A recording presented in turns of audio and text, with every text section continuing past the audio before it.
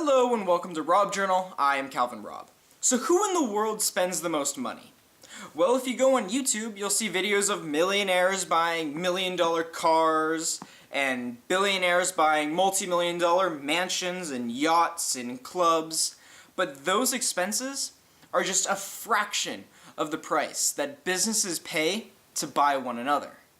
So without further ado, here are the top 10 most expensive business acquisitions and takeovers. Some of these purchases are the most expensive purchases ever made. Enjoy.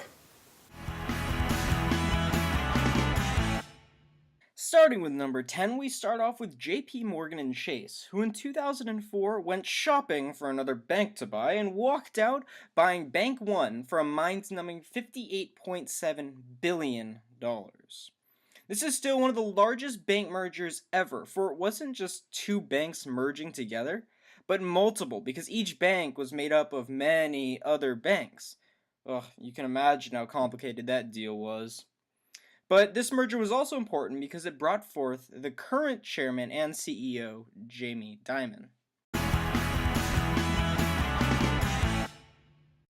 Coming in at number 9, we start with AT&T, and I'm sure you all have heard of it. In fact, it's the carrier that I personally use. So technically, I helped AT&T write an $86 billion check to Bell South.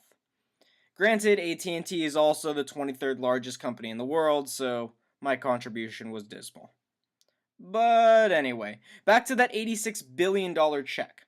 On May 5th of 2006, AT&T acquired Bell South, a Georgia-based telecommunications company. AT&T still kept the name, unlike many other big mergers.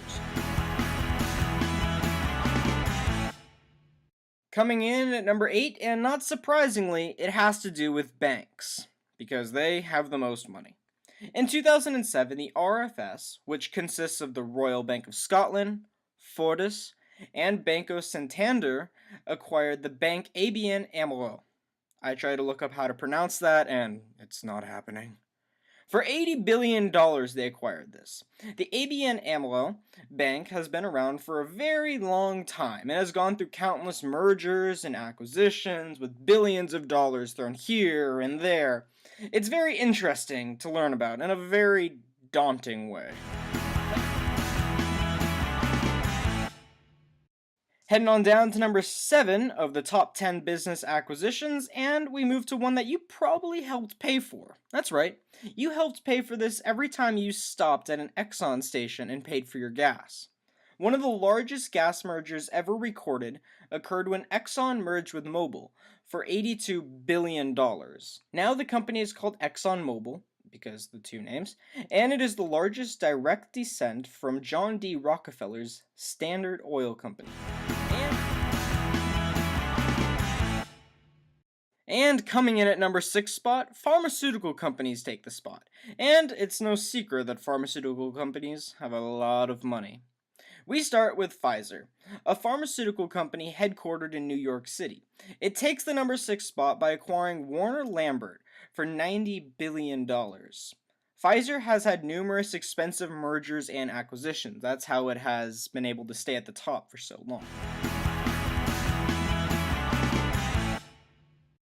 Alright, we head on down to number 5, and it is a bit tastier. We head on down to the largest food merger ever recorded. We start with Heinz.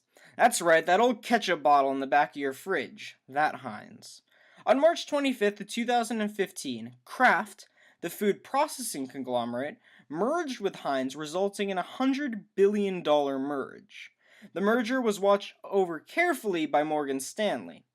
Now, the Kraft Heinz Food Company is the 5th largest food company in the world. Think about it. This one merger resulted in hundreds of billions of dollars, and it's still just the 5th largest food company in the world.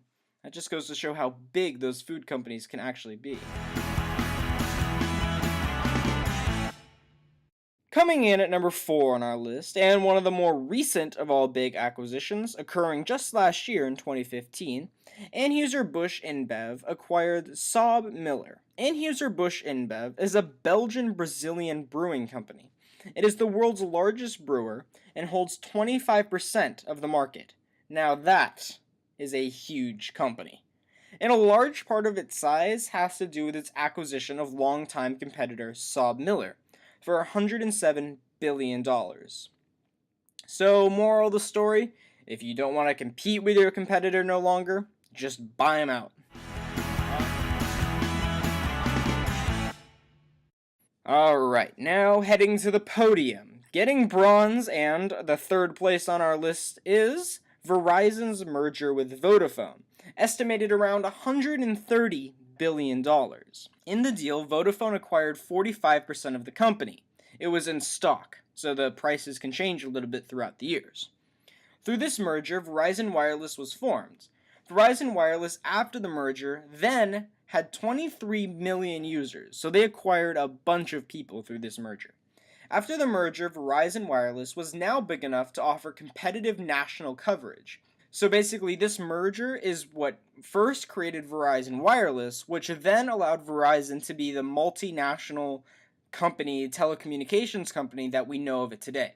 So this really is one of the biggest mergers and most important in Verizon's history. Oh, and just a heads up, remember that name Vodafone. It may pop up a little later on this list. Hint, hint. Alright, now to number 2. We go to America Online, now known as AOL. It's a global mass media company that invests in many different websites, and I'm sure you've heard of many of their websites. The Huffington Post, TechCrunch, and Engagement. It also used to provide dial-up services. At the height of its popularity in 2000, it purchased Time Warner for a crazy price, $165 billion. The company was now called AOL Time Warner, but soon dial-up services weren't needed, and AOL's services weren't needed as much, and popularity kind of went down a little bit, and Time Warner spun off and broke away, and is doing very well independently. I'm sure you see a lot more Time Warner commercials, and probably use Time Warner a lot more than you would AOL. And because of that, this merger is seen as a bit of a fail. And when you spend $165 billion on a company, you don't want it to be called a fail. Now to number 1, and the fun one. Coming in at number 1 is Vodafone's acquisition of Mannesmann. I told you would see the name Vodafone again. Vodafone is a British multinational telecommunications company with its headquarters based in London. In 1999, it completed a takeover of Mannesmann by acquiring them for a whopping $185.1 billion. Yes, with a B. This is still to date the largest business acquisition ever recorded.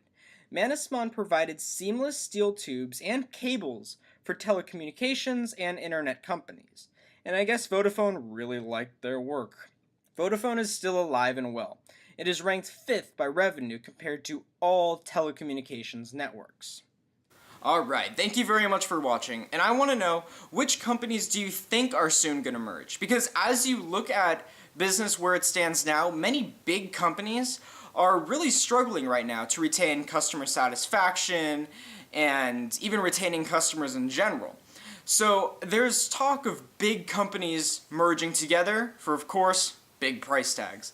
So I want to know, what do you think is going to be the next big merge? What is going to retain and take over that number 1 spot?